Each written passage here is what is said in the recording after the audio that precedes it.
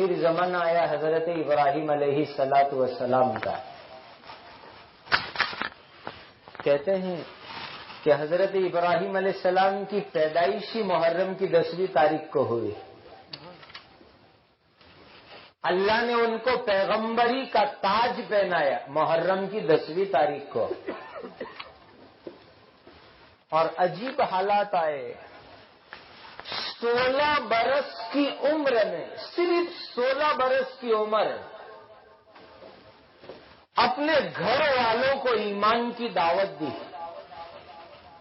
توحید کی دعوت دی. وَإِذْ قَالَ إِبْرَاهِيمُ لِأَبِيهِ آزَرَ أَتَتَّخِذُ أَصْنَامًا آلِهَةً.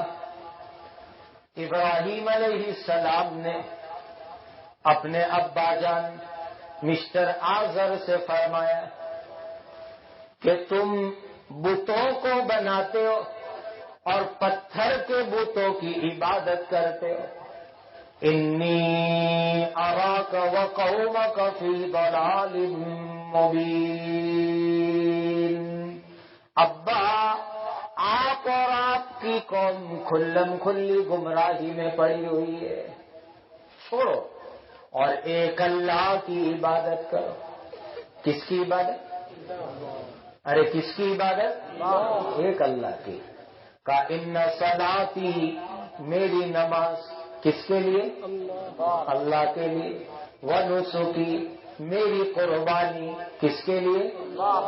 ومحیای ومماتی، میرا جینا اور میرا مرنا کس کے لیے؟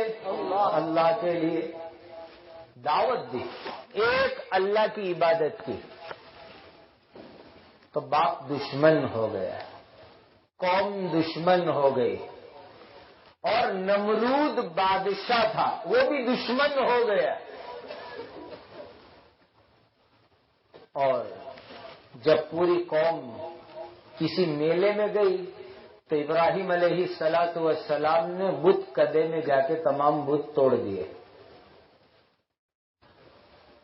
جب قوم لوٹ کر کے آئی تو حضرت ابراہیم علیہ السلام کو لوگوں نے پکڑا اور سزا دینا شروع کیا. ایک بدبخت جس کا نام حنون تھا وہ کہتا ہے قالوا حرقوه وانصروا آلہتکم، کہا ایک آگ لگاؤ اور اس آگ میں ابراہیم کو زندہ جلاؤ، ابراہیم کو آگ میں ڈالو. اگر تم کو تمہارے خداؤں کی مدد کرنی ہے. اللہ اکبر. وہ خدا بھی کس کام کا کہ جس کی مدد کرنی پڑے. وَانْصُرُوا آلِهَتَكُمْ، کا آگ لگاؤ، یہ ابراہیم تمہارے بنے بیٹھے خداؤں کا دشمن ہے، اور آگ میں ابراہیم کو جلاؤ. یہ حنون کی رائے تھی. مفسرین لکھتے ہیں کہ اللہ نے اس بدبخت کو یہ سزا دی ہے کہ قیامت تک ابراہیم علیہ السلام کے زمانے سے روزانہ 24 گھنٹے زمین پھٹتی ہے، اللہ اس کو زمین میں زندہ دھساتے ہیں، پھر نکالتے پھر دھساتے، پھر نکالتے پھر زمین میں دھساتے. یہ سزا اس کو قیامت تک ہوتی رہے گی. اللہ کے نبی کے لیے آگ لگانے کا مشورہ دیا. اب آگ بھی کیسی ہے؟ اللہ اللہ. کہتے ہیں کہ ابراہیم علیہ السلام کی قوم میں کوئی بیمار ہوتا تو وہ منت مانتے کہ میری بیماری اچھی ہو گئی تو ابراہیم کے لیے میں اتنی لکڑیاں لا کر کے ڈالوں گا. وہ جو آگ جلانی ہے اس کے لیے جو لکڑیاں چاہیے، تو کہا کہ لوگ بیماریوں میں منت مانتے تھے کہ ہم لا کر کے اس میں لکڑیاں ڈالیں گے. کیسی دشمنی ہوگی. کوئی مرتا تھا تو مرتے مرتے وصیت کرتا تھا کہ میرے ایصال ثواب کے لیے ابراہیم والی آگ میں اتنی لکڑیاں ڈال دینا. غریب سے غریب آدمی محنت اور مزدوری کرتا اور 2-4 پیسے بچا کر کے لکڑی لا کر کے دیتا کہ لو ابراہیم کے لیے جو آگ جلانی اس میں میری لکڑی ڈال دینا. کیسی دشمن قوم ہوگی. زبردست آگ لگائی. ایسی خطرناک آگ کوئی قریب نہیں جا سکتا. اور اللہ کے نبی کو ننگا کیا گیا. ابراہیم علیہ السلام کے بدن پر سے کپڑے اتار لیے, ننگا کیا خدا کے پیغمبر کو ایک اللہ کے دین کی دعوت کی خاطر. ہاتھ پیر جکڑ کے باندھ دیے اور شیطان نے گوفن بنانا سکھایا. گوفن میں بٹھا کر کے اللہ کے نبی کو اندر ڈالنے کی تیاری ہو رہی ہے. بارش برسانے والا جو فرشتہ ہوتا ہے وہ کان لگا کے اللہ کے حکم کو سن رہا ہے کہ اللہ آرڈر دے میں بارش برساؤں اور اس آگ کو بجھا دو. اللہ نے حکم نہیں دیا اس فرشتے کو بارش برسانے کا. کہ نہیں, ان کو اپنی طاقت لگانے دو, ہم اپنی طاقت دکھاتے ہیں. جبرائیل امین آئے, کہ اے اللہ کے نبی ابراہیم میں آپ کی کیا مدد کر سکتا ہوں. کیسا یقین تھا. فرمایا جبرائیل مجھے تمہاری مدد کی ضرورت نہیں ہے, میں تو اللہ کی مدد کے بھروسے پہ بیٹھا ہوا ہوں. تب اللہ سے دعا کرو نا کہ اللہ تمہاری مدد کرے. تو کہ نہیں, میرے اللہ مجھے جانتے ہیں, وہ میری مدد فرمائیں گے. کہنے سے بھی مجھے تو شرم آتی ہے. آگ جلی, اللہ کے نبی کو ننگا کر کے ہاتھ پیر باندھ کر کے اس آگ کے اندر دشمنوں نے گوفن کے ذریعے سے ڈالا. ادھر ابراہیم آگ میں پہنچ رہے ہیں اور ان کے پہنچنے سے پہلے اللہ کا حکم آگ کے نام پر. خدا نے آگ کو حکم دیا. ارشاد ہوا قلنا یا نار کونی بردا وسلاما علی ابراہیم. اللہ نے حکم دیا اے آگ تو سلامتی والی ٹھنڈی ہو جا میرے بندے ابراہیم کے واسطے. قلنا یا نار, اللہ نے فرمایا کہ اے آگ کونی بردا وسلاما علی ابراہیم.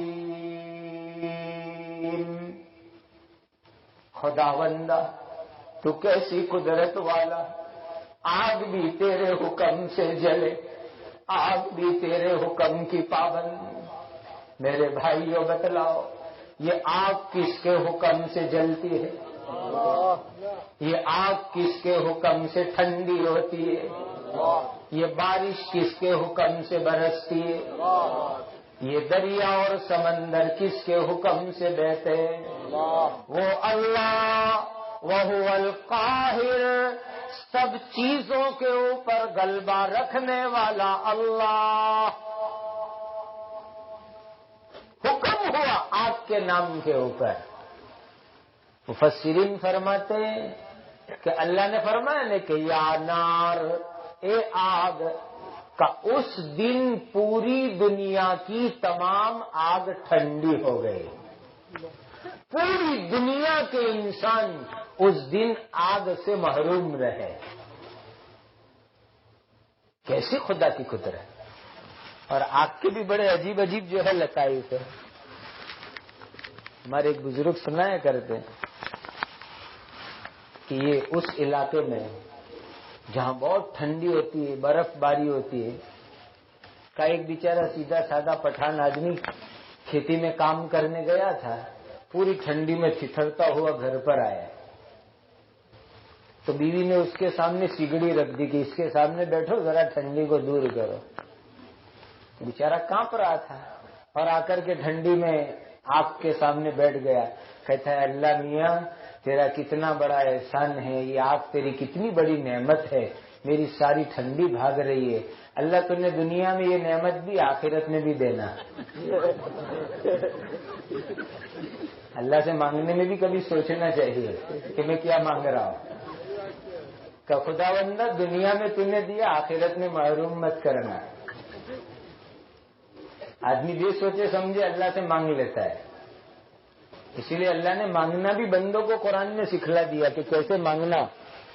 وَمِنَ النَّاسِ مَن يَقُولُ رَبَّنَا آتِنَا فِي الدُّنْيَا، کا جو لوگ حج کرنے کے لیے جاتے، مینا میں ہوتے ہیں، احرام میں ہوتے ہیں، اللہ سے یہ دعا کرتے کہ اللہ تو دنیا دنیا مجھے دے، بنگلے عطا فرما، گاڑیاں عطا فرما، بیلنس عطا فرما، کاروبار عطا فرما، وَمَا لَهُ فِي الْآخِرَةِ مِن نَصِيبٍ، کا اس مبارک جگہ پر آ کر تو اللہ سے دنیا ہی دنیا مانگتا ہے تو تجھے اللہ آخرت میں کچھ نہیں دیں گے۔ مانگنا بھی نہیں آتا تجھے، یہاں کے بھی خدا سے دنیا مانگتا ہے۔ اللہ نے مانگنا سکھایا کہ یہ دعا مانگو اللہ سے۔ ترمذی کی حدیث میں کہ حضرت نبی پاک صلی اللہ علیہ وسلم بہت زیادہ اللہ سے یہ دعا مانگتے تھے جو اللہ نے خود بتلائی کہ ربنا آتنا فی الدنیا حسنہ وفی الآخرۃ حسنہ وقنا عذاب النار،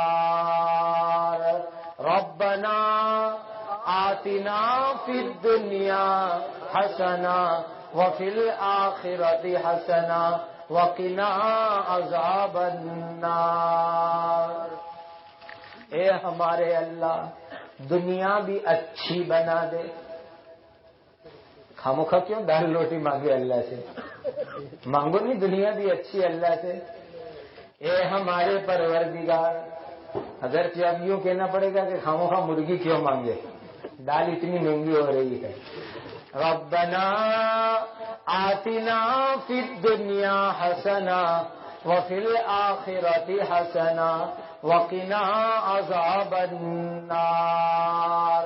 اے ہمارے رب دنیا بھی ہماری اچھی بنا دے اور ہماری آخرت بھی اچھی بنا دے اور ہمیں جہنم کی آگ سے بچا کے رکھنا۔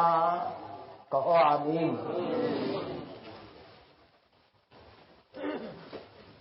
تو کہا یہ دعا اللہ تعالیٰ نے ہم کو مانگنے کا حکم دیا۔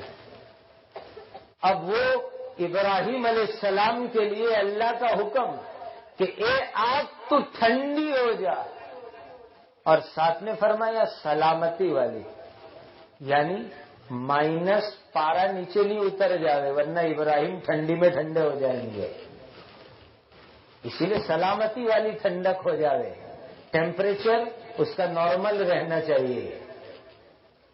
اور ساتھ میں فرمایا ابراہیم کے لیے، مفسرین لکھتے کہ اگر اللہ علی ابراہیم نہیں فرماتے تو قیامت تک دنیا والے آگ سے محروم ہو جاتے۔ یہ تو اللہ نے فرمایا صرف ابراہیم کے لیے ٹھنڈی ہونا ہے، ورنہ دنیا قیامت تک کے لیے آگ کی نعمت سے محروم ہو جاتی۔ فرمایا کہ قلنا یا نار کونی بردہ وسلاما علی ابراہیم۔ یہ آیت بہت کام کی آیت ہے، یاد کر لو۔ حکیم الامت مجدد ملت حضرت مولانا شاہ اشرف علی تھانوی، پیار سے کہہ دو رحمت اللہ تعالی علیہ، اللہ کی کروڑ رحمت حضرت کی قبر پر نازل ہو۔ حضرت لکھتے ہیں کہ کسی کو بخار آیا ہو، تاؤ آیا ہو تو 40 مرتبہ اس آیت کو پڑھ کے پانی پہ دم کر کے پلا دو، انشاءاللہ بخار ختم ہو جائے گا۔ میں آپ کو سکھاتے جاتا ہوں، ایک عمل سانپ کا بتلایا ہے، بخار کا عمل بتلاتا ہوں۔ اللہ کرے میں تو تم سب کو باپو بنانا چاہتا ہوں، تم ہی کو سب کو باپو بنا دو کہ کسی کے پاس جانے کی ضرورت ہی نہیں پڑے اور جیب کتروانے کی ضرورت نہ پڑے۔ تو فرمایا کہ قلنا یا نار کونی بردا وسلاما علی ابراہیم، اللہ کا حکم تھا اے آگ تو ٹھنڈک اور سلامتی والی بن جا ابراہیم کے واسطے۔ کہ جیسے ہی آگ میں پہنچے اللہ کے فرشتے وہاں پر حاضر ہے، ابراہیم علیہ السلام کا ہاتھ پکڑا اور جنت میں سے دو چیز لائے، ایک جنتی کرتا لائے اور ایک جنتی تکیہ لائے۔ فرشتے جنتی کرتا پہنا دیا، اور ہمارا تو ایمان ہے کہ جنت کی نعمت کوئی ختم ہونے والی نہیں ہے، تو جنتی کرتا آگ میں کہاں سے جلے گا؟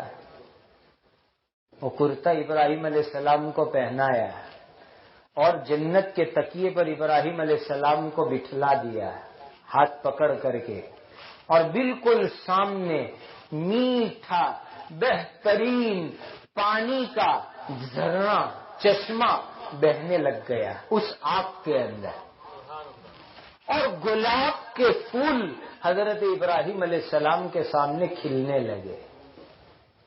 کہ جو اللہ زمین کے اوپر گلاب اگا سکتا ہے وہ اللہ آگ کے اندر بھی گلاب اگا سکتا ہے کہ نہیں؟ ایمان اس کے اوپر ایمان ہے ہمارا۔ اور ایک دو دن نہیں، 7 دن تک ابراہیم علیہ السلام آگ میں بیٹھے رہے، پورے 7 دن۔ 7ویں دن اس آگ میں سے باہر آئے، ایک بال بھی جلا نہیں ہے۔ ارشاد فرماتے ہیں آگ کے 7 دنوں میں جتنی راحت اور آرام ملا اتنا آرام زندگی میں کبھی نہیں ملا۔ خدا نے آگ کو باغیچہ بنا دیا ابراہیم علیہ السلام کے لیے۔ اب سنیے روایت کو، جس دن آگ ٹھنڈی ہوئی اور ابراہیم علیہ السلام صحیح سلامت باہر آئے وہ محرم کی 10ویں تاریخ تھی، وہ عاشورہ کا دن تھا۔